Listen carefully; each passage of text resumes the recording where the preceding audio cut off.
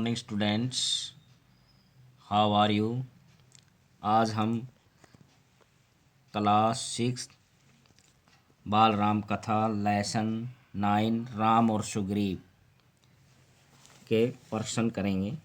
चलते हमारे next question की तरफ। क्वेश्चन नंबर 1, ऋष्यमुख पर्वत पर राम लक्ष्मण को आते देखकर हनुमान ने उनसे क्या पूछा। हनुमान ने सर्वप्रथम अनुस्वर इसका उत्तर।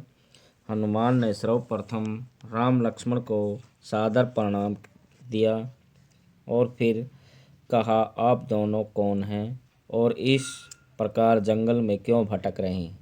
आपकी वेशभूषा तो मुनियों जैसी है, परंतु आप चेहरे से राजकुमार लगते हैं। प्रश्न 2, सुग्रीव कौन था। उत्तर है, सुग्रीव कृष्णगंधा के वानरराज का छोटा पुत्र था। बाली उसका बड़ा भाई था। पिता की मृत्यु के बाद बाली को राजगद्दी मिल गई, परंतु राजकाज को लेकर दोनों भाइयों में झगड़ा हो गया। बाली ने सुग्रीव को जान से मार डालने की धमकी दी। तब सुग्रीव भागकर ऋष्यमुख पर्वत पर चला गया, क्योंकि यह स्थान बाली के लिए वर्जित था। बल्कि सुग्रीव को पत्नी को भी छीन लिया। वर्जित है पाबंदी, बैन।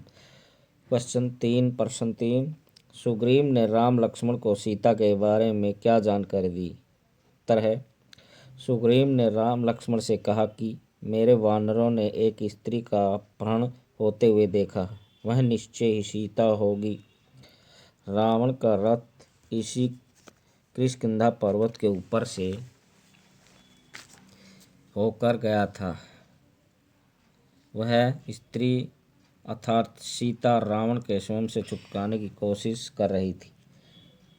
नीचे पर्वत पर वानरों को देखकर उसने अपने आभूषण नीचे फेंक दिए।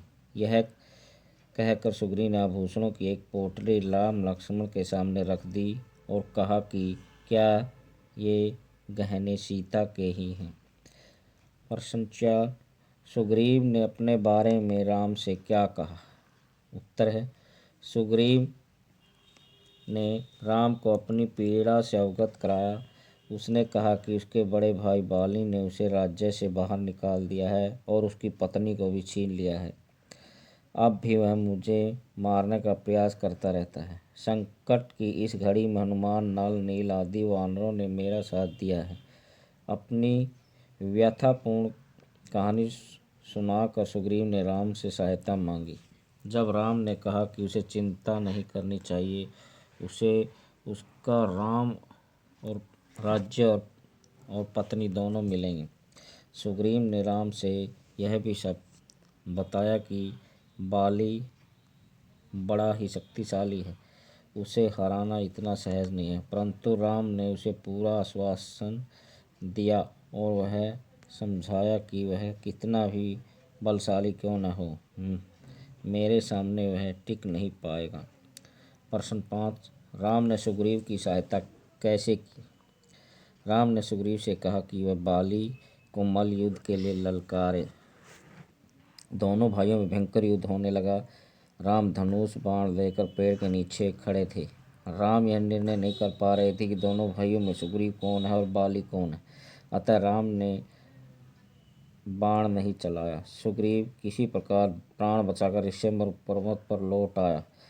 उसने राम को भला बुरा भी कहा, परंतु राम ने उसे समझाया कि तुम भाइयों की शक्ल एक जैसी है, इसलिए मैंने बाण नहीं चलाया। अब की बार राम ने सुग्रीव को गले में एक हार डाल दिया।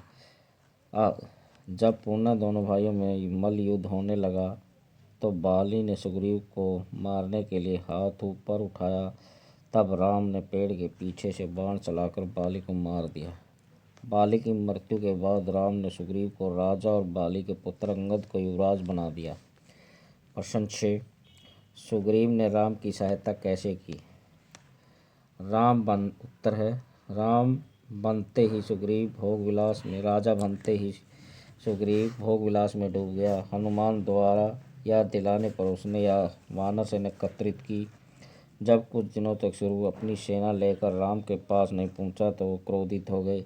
लक्ष्मण ने किष्किंधा पहुंचकर अपने धनुष की गंभीर टंकार की, जिससे सुनते सुग्रीव भागा आया और राम के चरणों में मांगने पहुंच गया।